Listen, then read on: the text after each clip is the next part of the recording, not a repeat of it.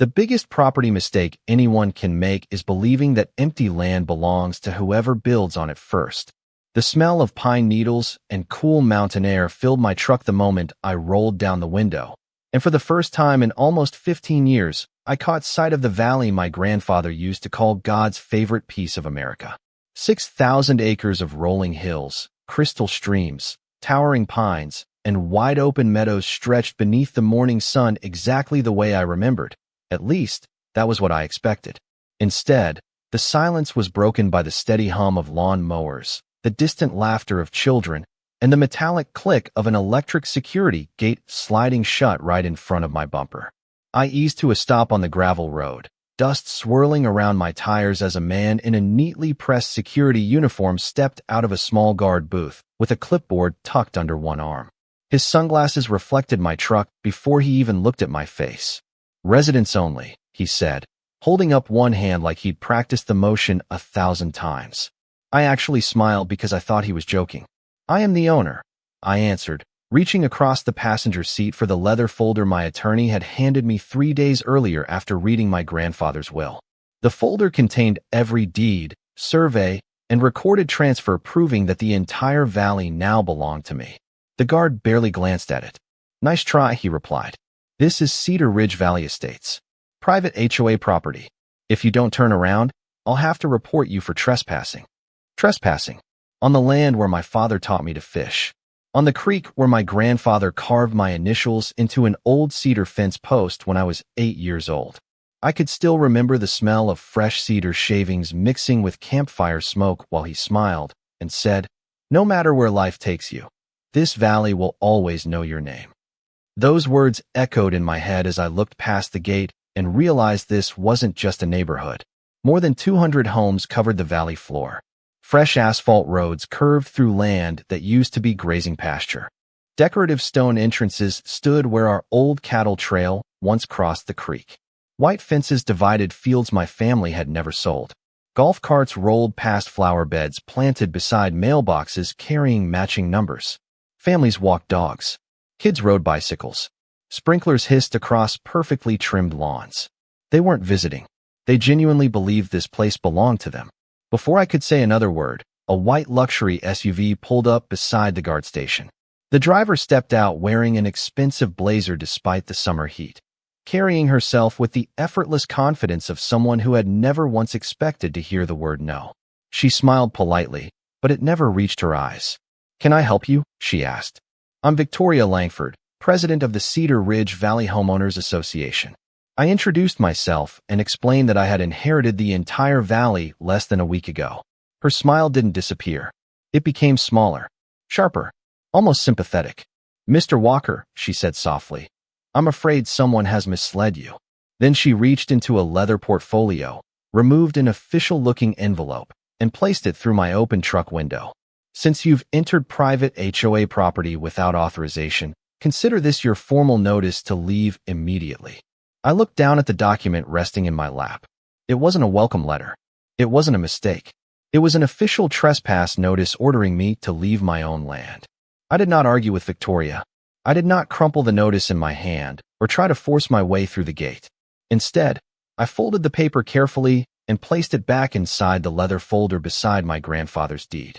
My grandfather, Samuel Walker, had always believed that people revealed everything about themselves the moment they thought they had already won. Standing there with the scent of fresh-cut grass drifting through the open truck window and the distant buzz of landscaping equipment echoing across the valley, I realized that everyone inside those gates believed exactly that. They thought the story was over before I had even arrived. They could not have been more wrong. My name is Ethan Walker. I am 34 years old, and I have spent most of my career as a civil engineer designing roads, bridges, and water systems across the western United States. My work took me from mountain towns in Colorado to expanding suburbs outside Phoenix, teaching me one lesson that mattered more than concrete or steel. Every piece of land tells the truth if you know where to look. Survey markers do not lie. Property lines do not care about opinions. Recorded deeds outlive every handshake ever made. My family understood that long before I was born. My great-grandfather purchased this valley in 1919 after returning from military service with little more than determination and enough savings to buy land nobody else wanted because it was too remote and too difficult to reach. He cleared trails by hand, built fences from cedar harvested on the property, and slowly transformed rugged wilderness into a working cattle ranch. My grandfather expanded it over the following decades, adding grazing leases, restoring streams, and protecting the forests instead of selling them to developers who showed up every few years waving impressive offers. He always refused. People thought he was stubborn. I knew he was patient. Every summer until I turned 18, I spent weeks here helping repair fences, clear fallen trees after storms, and ride horseback through meadows that seemed endless when I was a kid. At sunrise, the valley smelled like wet earth and pine sap. By afternoon, the air carried the sweet scent of wildflowers mixed with warm cedar. At night, the only lights came from the stars and the old lantern hanging outside my grandfather's cabin. He never called himself wealthy. He always said the valley was something you borrowed from the next generation rather than something you owned forever. When he passed away, I was overseeing a highway expansion project nearly 1,000 miles away. Grief has a strange way of making time disappear. Probate took months. Legal reviews took even longer because the estate included thousands of acres, multiple mineral reservations, water rights, grazing agreements, and conservation records stretching back more than a century. By the time the attorneys called to tell me everything had finally transferred into my name, I expected paperwork. I expected taxes. I expected maintenance. I never expected to discover that an entire community had quietly grown inside the valley without anyone from my family ever agreeing to sell a single acre. As I looked beyond that security gate one more time, I noticed something my grandfather would have seen immediately.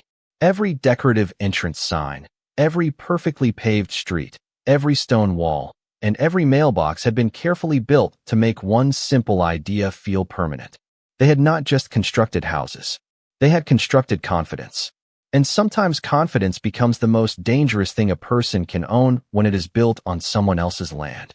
The next morning, I rented a small cabin 20 miles away where the coffee tasted burnt, the porch creaked every time the mountain wind rolled through, and the only sound after sunset was the chorus of crickets echoing across the hills. It was close enough for me to watch the valley without announcing every move I made. At sunrise, I parked on a public overlook above the entrance and simply observed. Engineers spend years learning that people unknowingly reveal the structure of a system by following the same routine every day. Neighborhoods are no different. By 8 o'clock every morning, delivery trucks rolled through the security gate without stopping. School buses entered from the east side. Landscaping crews unloaded commercial mowers near the clubhouse. A maintenance truck carrying the Cedar Ridge Valley Estates logo inspected sprinkler systems along perfectly edged sidewalks. The place operated like a small town, polished and efficient, as though it had existed forever. The centerpiece of the entire development stood near the middle of the valley where my grandfather's old hay barn used to sit. In its place was an impressive stone clubhouse complete with a fitness center, tennis courts, a community pool, and a wide circular driveway lined with American flags. Every detail projected stability. Every brick silently told residents that this community belonged exactly where it stood. Victoria Langford understood the power of appearances better than most people I had ever met. Over the next several days, I learned that she had served as the Homeowners Association president for nearly 8 years. She had previously worked as a luxury real estate broker and had built a reputation throughout the county as someone who could solve almost any property dispute. Local newspapers praised her for increasing property values and creating one of the most desirable mountain communities in the region. Residents smiled and waved whenever she drove past in her white sport utility vehicle. She knew nearly every family by name. She chaired community meetings, organized seasonal festivals, and spoke with the calm confidence of someone completely certain she represented the law itself. The first time I attended one of those meetings as a quiet visitor sitting near the back of the room, nobody recognized me. The air smelled faintly of fresh coffee and polished wood, while cheerful conversations filled the hall before Victoria stepped onto the small stage. The room immediately became silent. She thanked volunteers, discussed landscaping improvements, announced plans for a new hiking trail, and accepted applause with practiced grace. Then someone raised a hand and asked about rumors that an individual was claiming ownership of the valley. Victoria smiled without hesitation. Every successful community attracts opportunists, she said. Our attorneys have reviewed the situation thoroughly. The residents of Cedar Ridge Valley Estates have absolutely nothing to worry about. Soft laughter spread across the room. Several people nodded with visible relief. One gentleman even joked that whoever made such a ridiculous claim probably found an old map at a flea market. Victoria laughed along with everyone else before adding, "Sometimes people confuse family stories with legal reality." I sat perfectly still while those words settled over the room. She had never looked at me directly, but I knew exactly who she meant. She had already written the narrative. I was not the rightful owner returning home. I was an outsider chasing a fantasy. Walking back to my truck that evening, I noticed children riding bicycles along a paved path that followed the same creek where my grandfather once taught me how to skip flat stones across the water. The sound of their laughter mixed with the gentle rush of the current, creating a strange feeling that was difficult to describe. None of those families appeared cruel. Most probably believed they had purchased legitimate homes in a legitimate neighborhood.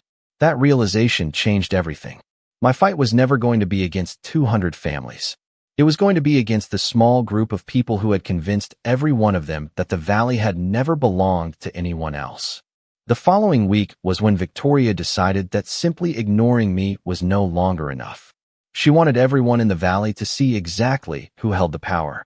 Early Saturday morning, colorful banners appeared outside the clubhouse announcing the annual Community Heritage Picnic. Music drifted across the valley while the smell of smoked barbecue, fresh lemonade, and charcoal floated through the mountain air. Hundreds of residents gathered beneath white tents wearing matching neighborhood shirts that proudly displayed the Cedar Ridge Valley Estates logo. I parked outside the public entrance and quietly walked toward the event carrying nothing except the same leather folder that held my grandfather's deeds. Before I reached the main lawn, 2 private security officers stepped into my path with polite smiles that felt rehearsed. One of them asked for my resident identification card. I explained calmly that I had come to speak with the Homeowners Association president regarding the ownership of the property. Within moments, Victoria appeared, smiling as if she had been expecting me all along.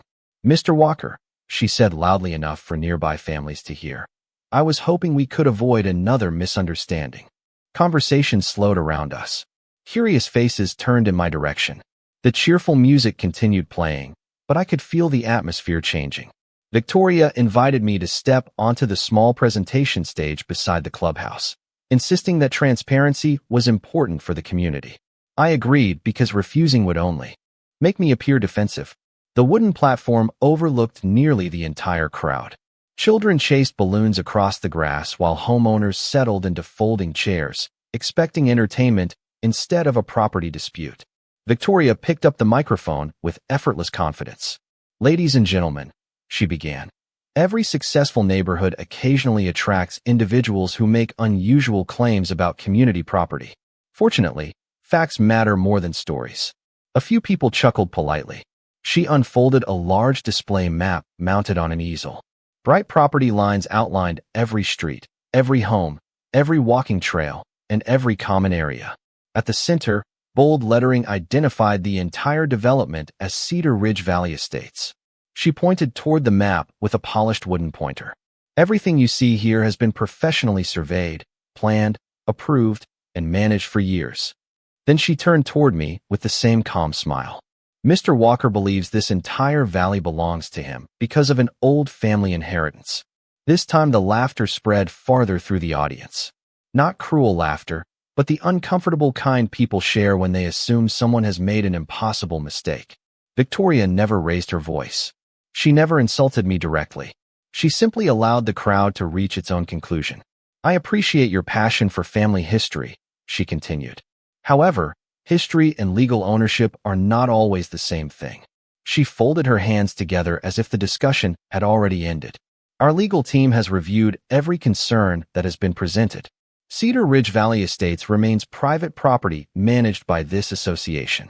Applause followed almost immediately. Residents smiled with visible relief. Some thanked Victoria for protecting their community. Others shook their heads as they walked away, convinced they had witnessed the end of an unnecessary argument. I stood there listening to the applause echo across the valley while a cool breeze carried the scent of pine through the crowd.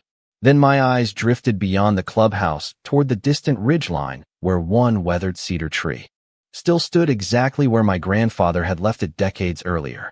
Everything else had changed, but that tree had not moved an inch. Neither had the land beneath it. In that moment, I realized something Victoria had completely overlooked. She had spent years building confidence on top of appearances. My grandfather had spent a lifetime preserving proof beneath them. And proof has a way of waiting patiently until the exact moment it is needed. The applause faded, the folding chairs emptied, and by late afternoon the valley looked peaceful again. But I drove away carrying a feeling I had not expected. It was not anger. It was curiosity. Victoria had been far too confident. Confidence like that usually comes from either overwhelming evidence or years of never being challenged. I needed to know which one I was dealing with. Monday morning, I met with the first land attorney recommended by my estate lawyer. His office overlooked the county courthouse, and every shelf was packed with thick property law books that smelled faintly of old paper and polished oak. He spent nearly an hour reviewing the deeds, surveys, probate records, and title documents that had officially transferred the valley into my name.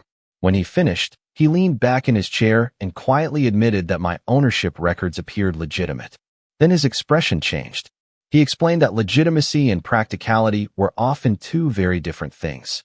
200 occupied homes, years of recorded development, utility easements, subdivision filings, mortgage lenders, insurance companies, and county approvals had created a legal maze that could take years to untangle.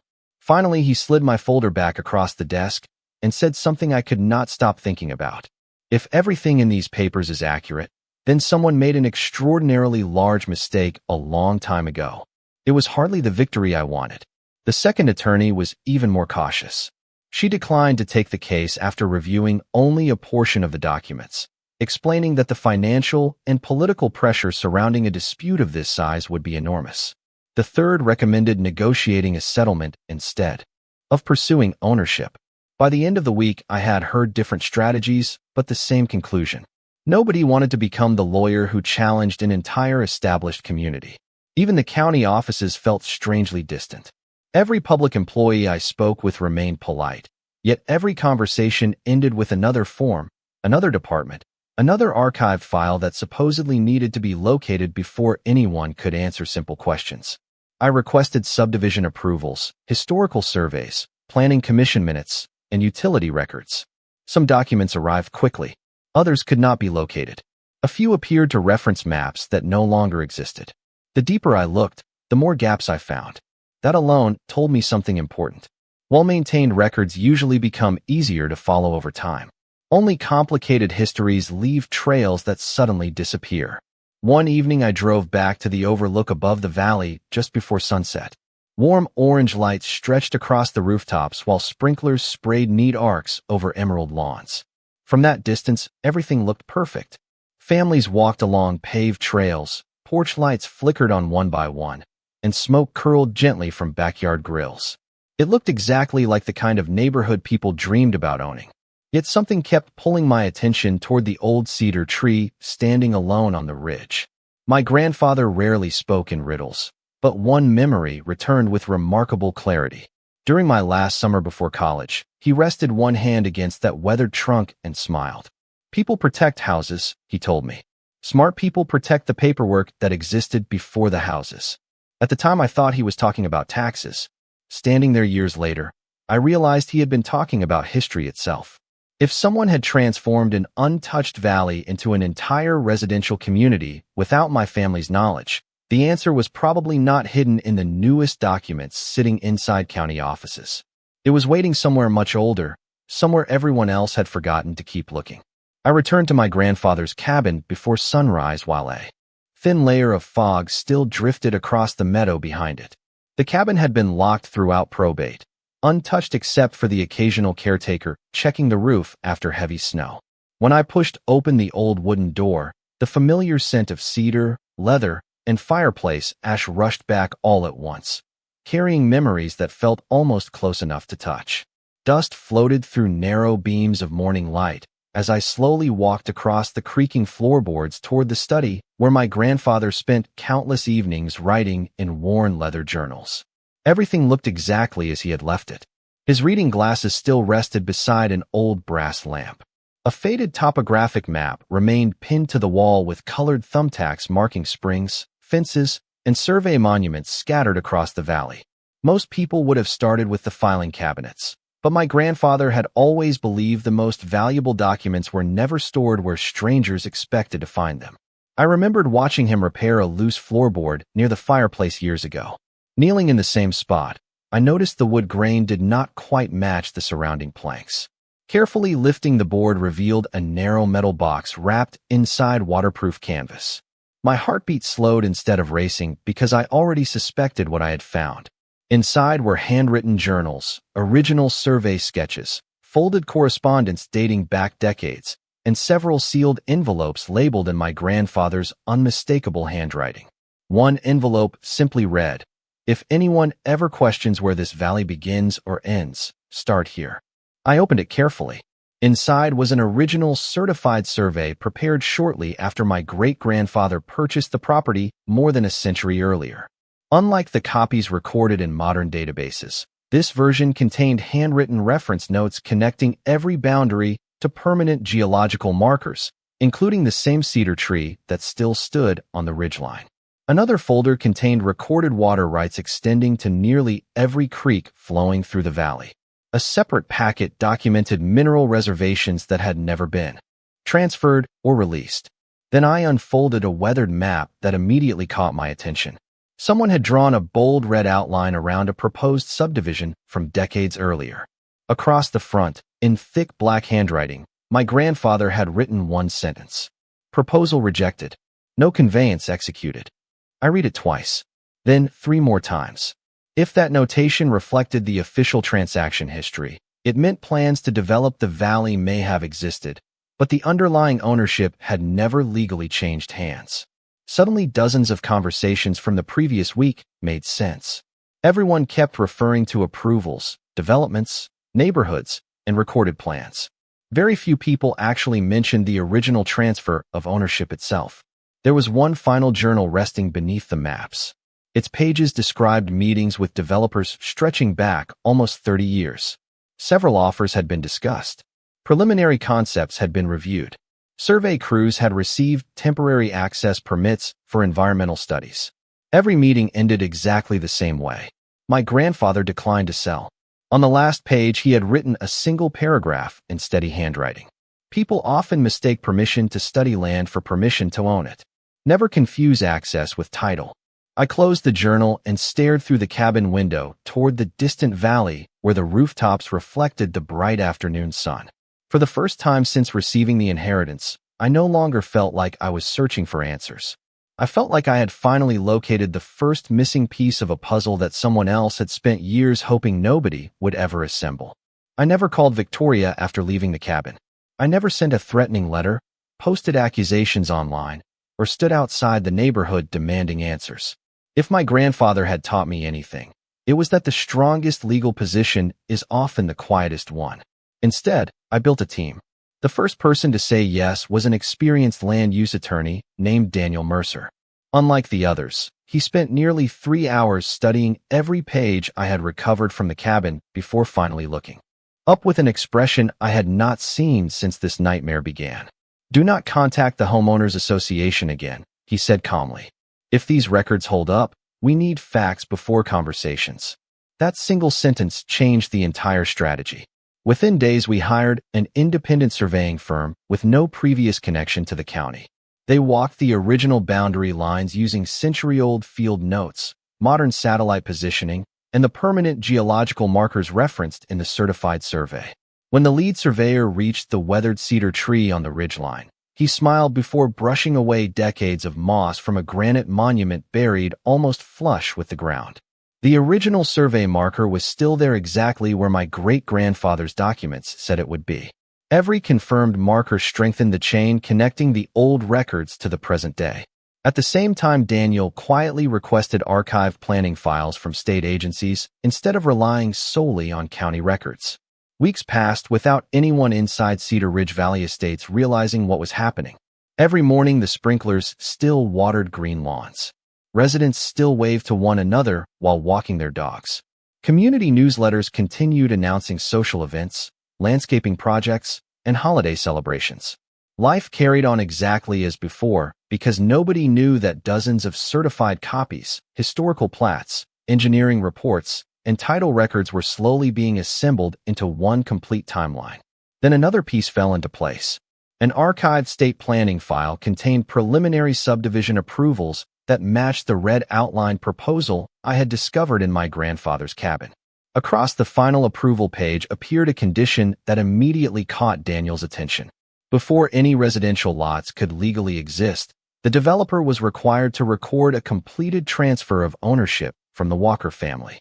We searched for that recorded conveyance everywhere. County archives, state databases, historical title indexes, private title companies. It simply did not exist. The proposed development had continued through later stages, roads had been built, utilities had been installed, homes had eventually been sold, yet the one document required to establish lawful ownership never appeared in the chain of title. Daniel leaned back in his chair and quietly closed the file. "That is not a missing page," he said. "That is the foundation." From that moment forward, our approach became even more deliberate. We notified title experts, commissioned updated ownership opinions, documented every historical record, and prepared a complete evidentiary package before filing a single legal action. Nothing was rushed because there was no need to rush. Every passing day allowed us to verify another detail, authenticate another signature, or confirm another survey reference. Meanwhile, Victoria remained publicly confident. Community newsletters praised future expansion projects. Decorative entrance signs were repainted. New flower beds appeared outside the clubhouse. Watching from the overlook one evening, I realized the entire neighborhood was unknowingly standing on a row of dominoes. They all looked perfectly balanced, perfectly secure, and perfectly permanent. They simply had no idea that the first one had already begun to move. The first visible sign that everything was changing arrived on a quiet Tuesday morning. It did not come with flashing lights or dramatic speeches. It arrived inside ordinary certified envelopes delivered to mailboxes throughout Cedar Ridge Valley Estates. Homeowners opened their front doors expecting utility bills, neighborhood newsletters, or insurance notices. Instead, they found formal legal documents explaining that a title dispute affecting the underlying property had entered the court system and that their interests could be affected by the outcome. Within hours, the peaceful rhythm of the neighborhood disappeared. Golf carts gathered in small groups near the clubhouse. Neighbors stood at the ends of driveways comparing letters while phones rang across the valley. By noon, every parking space outside the Homeowners Association office was full. Victoria called an emergency community meeting that same evening. Daniel and I chose not to attend. We had already filed every supporting document, certified survey, historical deed, planning record, and ownership opinion with the court. There was nothing left to debate in a community hall because the discussion had moved to the only place where evidence mattered more than confidence. Over the following weeks, the courtroom became the center of the story. Every hearing added another piece to the record. Surveyors explained how century-old boundary monuments aligned perfectly with modern measurements. Title specialists walked through the uninterrupted chain of ownership leading to my family. State planning officials produced archived approvals showing that any subdivision required a completed conveyance before residential development could lawfully proceed. Then came the question everyone had been avoiding from the very beginning. Where was the recorded transfer that legally moved ownership away from the Walker family? Attorneys searched. County officials searched. Title companies searched. Nobody could produce it because it had never been recorded. The silence that followed that realization felt heavier than any argument ever could. Victoria remained composed throughout the proceedings, insisting that decades of development, tax payments, infrastructure improvements, and community investment should outweigh historical paperwork. The judge listened carefully, reviewed every exhibit, and repeatedly returned to the same principle. Improvements can change land. Occupancy can change neighborhoods. But neither automatically changes legal title without the required conveyance. After months of testimony, documentation, and careful review, the written decision finally arrived. The court recognized the Walker family's ownership interest based on the uninterrupted chain of title and the absence of any lawful transfer completing the original development proposal. Additional proceedings established the process for recovering possession of the property and resolving the interests of affected parties under applicable law. It was an enormous legal decision, but its practical effect became visible only weeks later. Court-appointed officials, county representatives, and legal administrators began delivering formal notices explaining the timeline established by the court. Families were given information about their legal options, relocation procedures, and claims involving developers, insurers, and other responsible parties. The atmosphere inside the valley changed completely. Nobody celebrated. Nobody cheered. Many residents looked stunned because they had purchased homes believing every document placed in front of them had been valid. Watching them pack moving boxes reminded me that most had trusted professionals they believed were telling the truth. My frustration was never directed toward those families. It remained focused on the decisions that allowed an entire community to be built without securing the one document that should have existed before the very first foundation was poured. On the morning the final court-authorized possession took effect, I stood quietly near the old cedar tree overlooking the valley. The familiar breeze carried the scent of pine across the hillside just as it had when my grandfather first brought me there as a boy. Far below, the neighborhood that had once seemed permanent was beginning the long, orderly process of becoming something entirely different, not because of anger or revenge, but because history had finally caught up with the present. I returned to the valley almost a year after the final legal orders had taken effect, and the first thing I noticed was the silence. The electronic security gate was gone. The polished stone entrance bearing the neighborhood name had been carefully removed. The endless hum of lawn equipment had been replaced by the sound of wind moving through tall grass and pine branches, the same quiet rhythm I remembered as a child. Some of the former homes had already been relocated under agreements reached during the legal process, while others were being dismantled in an orderly manner according to approved plans. The roads remained for the moment, stretching across the hills like faint reminders that even the biggest human projects can become temporary when they are built on uncertain foundations. I parked beside the old cedar tree and walked the final few hundred yards to the weathered fence post where my grandfather had carved my initials decades earlier. Time had softened the wood, but the letters were still there. I ran my hand across them and smiled because, in the end, that tiny piece of cedar had outlasted every confident speech, every polished presentation, every decorative sign, and every assumption that history could simply be rewritten. Daniel eventually told me that the case would be discussed in legal seminars for years because it reminded people that property law is built on documentation, not appearances. Several families later reached settlements with developers, title insurers, and other parties involved in the original transactions. Many of them wrote letters explaining that they had never realized the complicated history beneath their neighborhoods and appreciated that I had never treated them like enemies. I kept every one of those letters. They reminded me that honesty can survive even after painful mistakes come to light. As for Victoria, she quietly stepped away from public leadership not long after the proceedings concluded. I never celebrated that outcome because personal victories were never the point. My grandfather used to say that pride fades much faster than integrity, and I finally understood what he meant. Winning was not standing over someone after they lost. Winning was protecting something valuable without becoming the kind of person who believes power alone creates truth. Over the following months, I began restoring the valley one section at a time. Old cattle fences were rebuilt using the original survey lines. Native grasses returned to fields that had been neglected for years. Streams were carefully rehabilitated with conservation specialists, so the water flowed naturally again. The cabin became a family gathering place instead of an abandoned building waiting for another generation to forget it. Every improvement honored the people who had protected the land before me instead of erasing their story. Sometimes visitors ask whether I regret fighting such a long legal battle. My answer is always the same. I never fought for 6,000 acres. I fought for a promise made long before I was born. A promise that stewardship matters, that records matter, and that responsibility does not disappear simply because time passes.